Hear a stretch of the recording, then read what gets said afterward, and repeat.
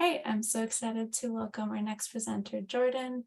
In 2021, Jordan graduated from the University of California, Berkeley with a degree in environmental management and forestry, where they found a passion for fire ecology, indigenous stewardship, and community building.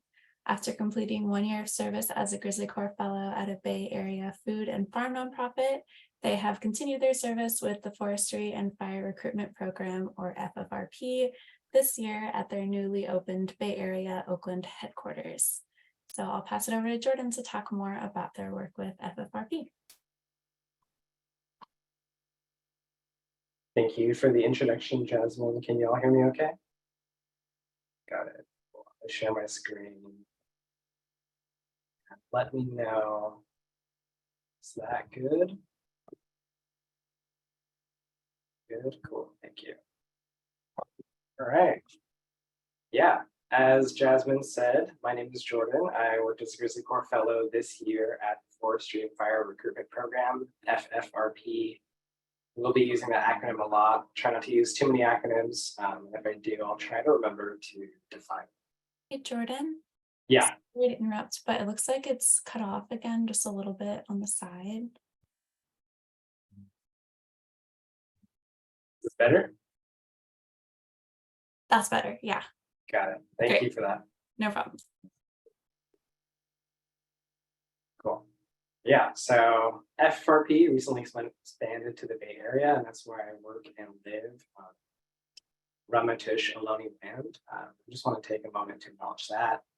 And if any folks want to donate, there is the Unikin land tax that supports the Ramaytush Ohlone Association, Ramaytush Ohlone, and then there's also the Shun land tax, which supports the Suborite Land Trust. So part of that was an interesting parallel. I talked a little bit about that with my crew, is that, in the ongoing genocide against Native American people in the state, there's a lot of criminalization efforts for their stewardship. And so you have that kind of parallel of state criminalization and natural resources and a dominant culture here. That was something that I just kind of noticed and talked about with some of my crew members. This picture here is me and my crew at the public safety first aid training in Oakland, California. And so those two folks in the blue there are outside trainers who came and offered that training to us. I got to participate in that training, and I'll talk a little bit about that, like having the opportunity to be in training with my crew. But the Forestry and Fire Recruitment Program is a nonprofit that supports those currently and formerly incarcerated at California's conservation camps or fire camps. And on the next slide, that talks more about that. So the conservation camp program, commonly known as Fire Camp, is a collaboration between the California Department of Corrections and Rehabilitation, CDCR, and CAL FIRE. Sometimes LA County Fire is the fire training kind of apparatus there, but it's a majority CAL FIRE throughout the state. This picture here at the bottom left is my captain, Matt Hudson, of FFRP, visiting Pine Grove Camp, which I believe is actually a youth conservation camp for ages 18 to 25. That picture in the top right there is a picture of a CAL FIRE hand crew, which is very similar to what the conservation camps or fire camps do. It is the exact same thing, the work they do. And that picture on the bottom is that in action, the CAL FIRE folk there leading those in the oranges out on a fire. So I bring this up also because just a context on what we do.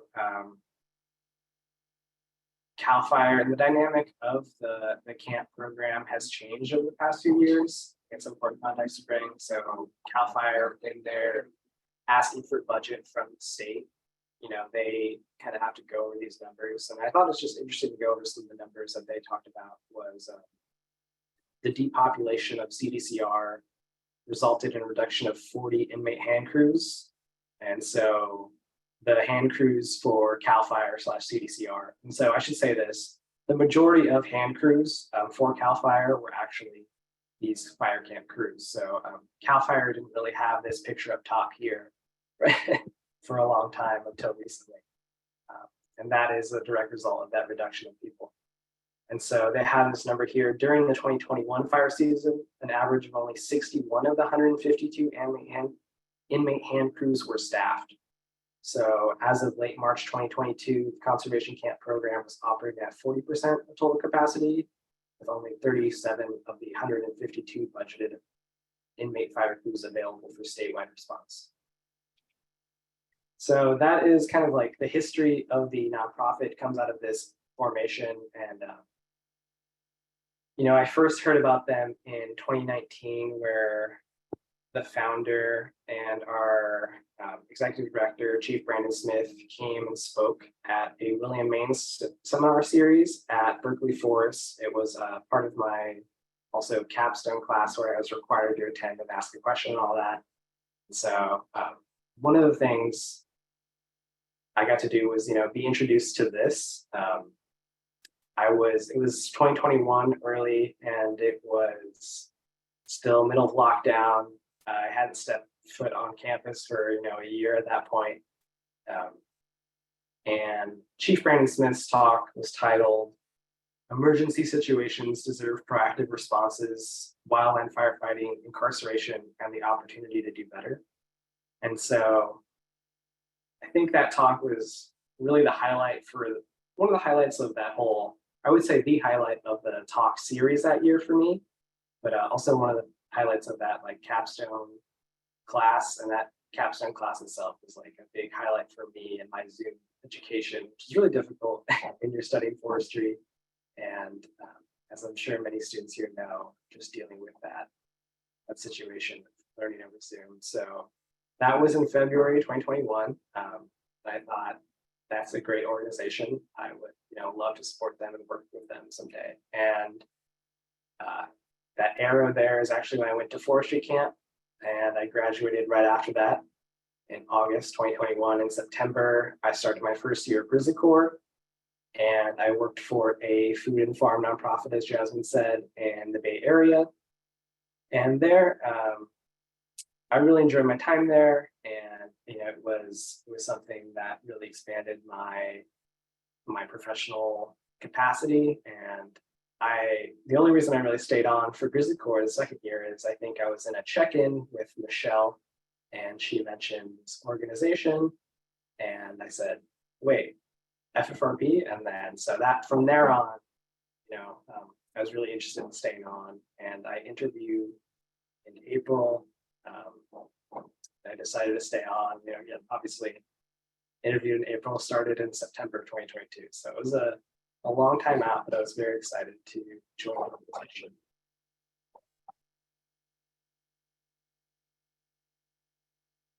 So when I joined, my first goal or task, I should say, as most GrizzlyCorps fellows have, is the SCAP assessment, where we set out our goals.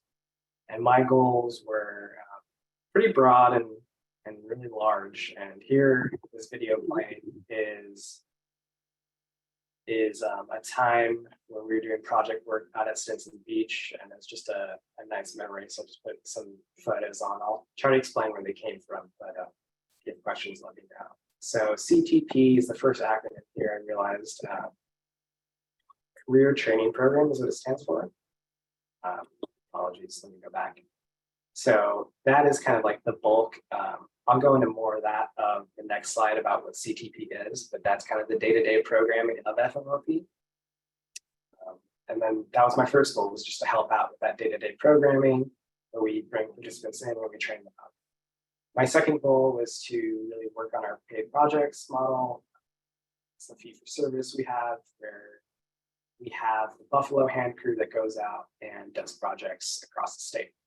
My third goal is all about data outcome measuring. So it was kind of both on the program side, but also on the project side, to kind of think about systems and data and outcome measuring for that. My fourth goal and fifth goal were both optional. So, they were all, I should say, optional in a way that was tailored to what I wanted to do or what I was able to do.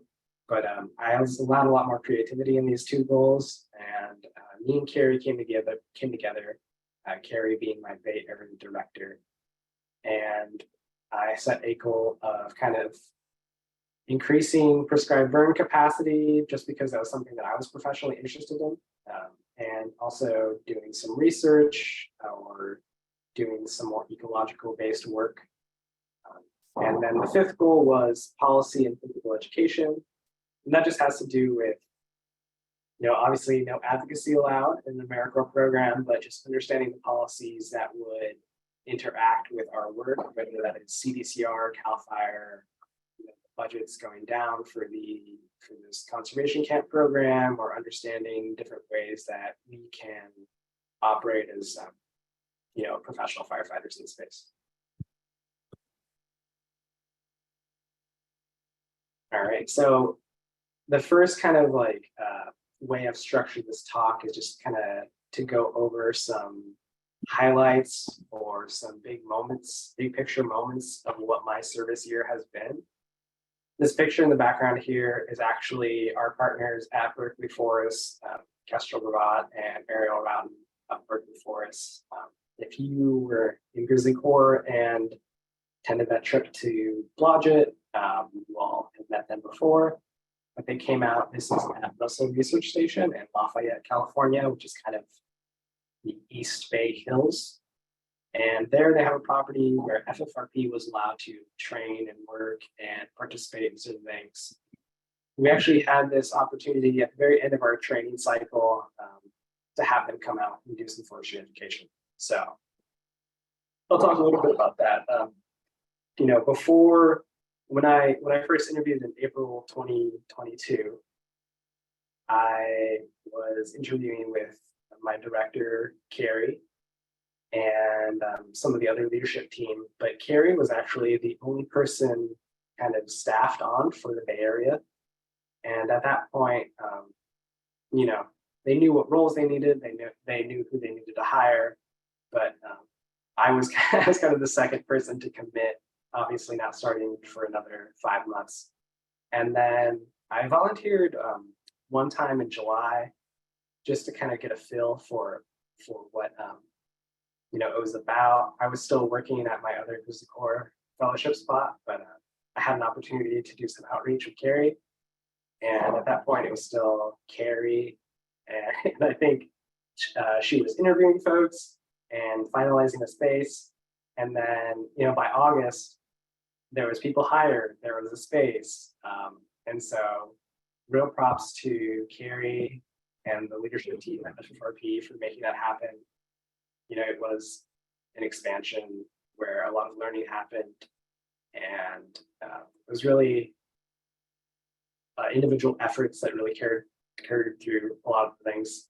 My first week in the office was September 12th, and I think they started a once a week program in August sometime. So I'll go over a little bit about what CTP, the career training program, actually is. For this year, we had for the first time a kind of introductory to this. So it was once a week on Fridays. We asked folks to come down, and they spent a whole Friday, and they got paid for training. And what we did is we kind of just prepped them to be in this CTP program, CTP, excuse me. And so with that, it was physical training, it was education, preparing for firefighter education. But once we got going, the first full day of programming CTP, where it was Monday through Thursday, was actually October 31st, so I was already on full time then. And at that point, it was Monday through Thursday they were with us, and we went through kind of the NWCG curriculum. We prepared them to be employed full time. We had social work interns working out of the Bay Area office. We had employment folks, especially Chief Anthony Bracey there, working to help them with their resumes, their applications. So this kind of October to April is traditionally the off season for firefighters. And so this was an opportunity to get paid, to prepare yourself, and to apply to be hired on as a firefighter or a forestry tech or forestry aide full-time once the season starts. I know, so that was our model of what CTP was at that time.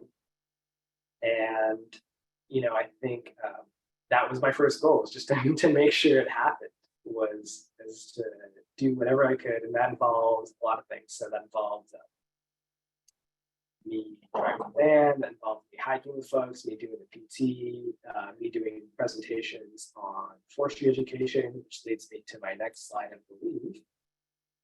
Yeah.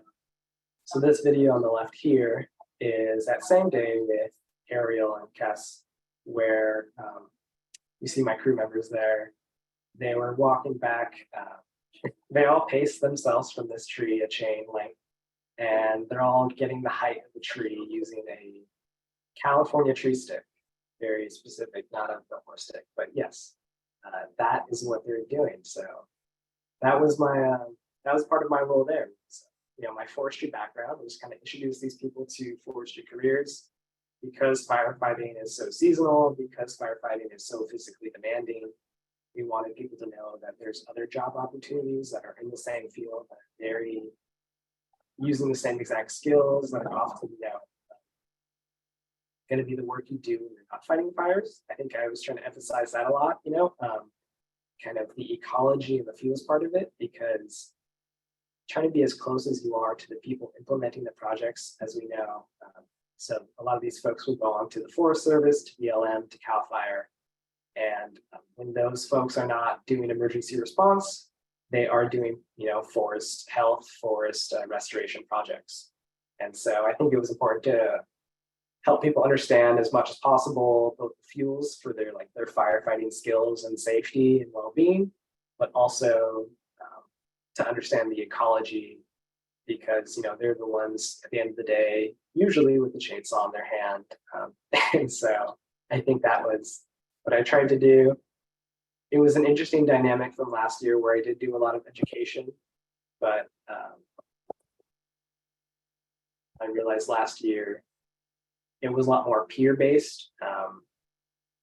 You know, with this kind of work, it's standards-based, and so it was an interesting dynamic, but I tried to kind of meld it in a way where I gauged the crew interest on what they were most interested in. And like, you know, I definitely didn't want to be doing this, presenting and lecturing to folks. That's usually not the most engaging part, especially when you have people who can, you know, teach them how to use chainsaws. Like, in comparison to that, that's definitely not engaging. So I was trying to get their interest on what they thought would make them, you know, more skilled, or what they wanted to learn. And I used that to kind of have different days where we try stuff out. So we had a cool couple of days where we got to like navigate with compass, and we had folks do a little, you know, pacing challenges and all that. And this day, of course. Yeah, and this day was also, I think, really relevant because, again, the ecological impact. Ariel told a great story of how there was a crew out there working at Russell. We actually got to see it, and they were there to take down dead and dying trees, and they marked a black walnut to be cut because it's deciduous, and at that time it had no leaves on it. And so Ariel brought us to that black walnut that got cut down, and as like a example and a warning of, like, you know, knowing some of the ecology is useful because it has an impact on the project. And so that's something I wanted to avoid. So going into that more so like training and field and safety, I had the opportunity with my crew to take the classes, the NWCG classes alongside them. I'll stop first and go over these pictures actually. This first one is a picture of Captain Matt Hudson and firefighter Allen there on a swing that we had to take down, but got an opportunity to swing on it first. That top photo is me and Chief Booker, who was our chief training officer, and that is, I think, the S212 day. And that bottom photo is me in Meadow Valley, actually, kind of recently. Yeah, so I had the opportunity to take these NWCG classes, and, you know, that was a really structured way to learn, and it was really, I really thank Carrie and the Bay Area team for allowing me to do that, because it was, you know, real professional development for me. another big part, a big moment of both the curriculum that isn't structured classes is the PT and the hikes. The physical fitness is about safety. It's about doing the job well. And I think that kind of leads into one thing. Well, first, before I move on, I want to mention some of the hikes that we did. Panoramic in Berkeley. So it's fun going out as a crew, usually dressed in yellows, but we had, Russell, which is a private research station where we hiked, and that trail there was called Miss Rachel, after Rachel Hedges of Berkeley Forest. Panoramic in Berkeley, the fire trails right outside of campus. That one was nicknamed Happy Birthday. And then finally, Mount Tam, which was nicknamed Soul Sucker. So there were some big hikes that were in the rotation for the crew. And Captain Matt Hudson, around January time, he was real the lead of bringing the crew out and focusing on their PT and doing the day-to-day CTP operations. And one thing was under his guidance and the guidance of others. So I should note that of the 11 people that graduated from the Bay Area expansion cohort, number 4, first cohort in the Bay, but I think only a handful of them had experience at fire camp. So, those that did are definitely a wealth of knowledge. And so we were lucky to have some really helpful folks up there who took it very seriously and knew what they were talking about.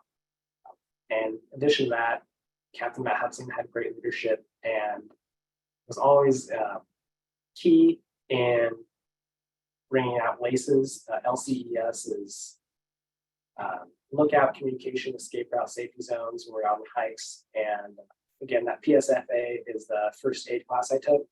And I highlighted these two things just because I think being out in the field kind of impacts your perception of safety, and that kind of really shaped what I wanted to do going forward. It's not something I thought about, but something I really want to take more seriously going forward is pursuing safety positions or getting more medical training. So going forward, I would like to get my EMTB, maybe a medic, but that emphasis on safety was something that I really appreciated, something that shaped me that I didn't expect or necessarily have an interest in for my fellowship time.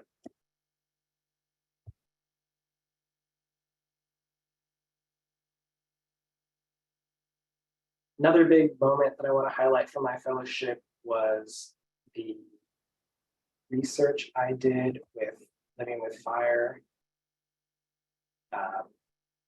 Copy, Jasmine, sorry. And then, so this was about creating pathways for folks from a justice impacted background to forestry and fire careers. And this was research done with underground scholars, research cohort at UC Berkeley and other student researchers, and FFRP as a community organization. Here's some successes and challenges. Challenges were, I think, not just felt by me, but by others. A lot of it had to do with just the expansion and first year troubles of relocation, trainers traveling, putting on concurrent trainings and programs, different locations. And maybe not a challenge for our participants, but some, and then finally the transition from full-time program to home. The success, of course, with my time in the field was networking and bringing FFRP to a broader context at conferences and field trips, and strategizing for partnership development, fee-for-service models.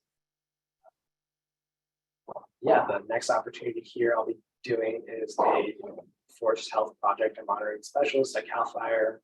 We're working on the Sacramento headquarters on forest health grants and tribal wildfire response grants.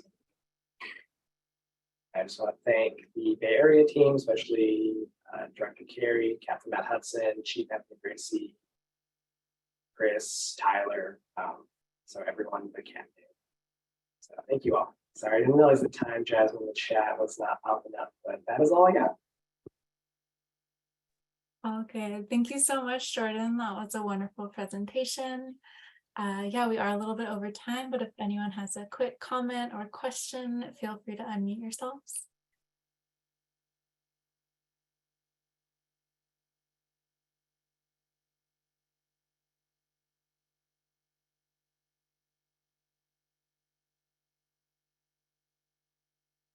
Right, looks like we're getting a lot of positive messages in the chat. Awesome work, Jordan. Sounds so cool. So proud and thankful for you and the work. Amazing job. Lots more. So make sure to look at all the appreciation in the chat, Jordan, and thank you again.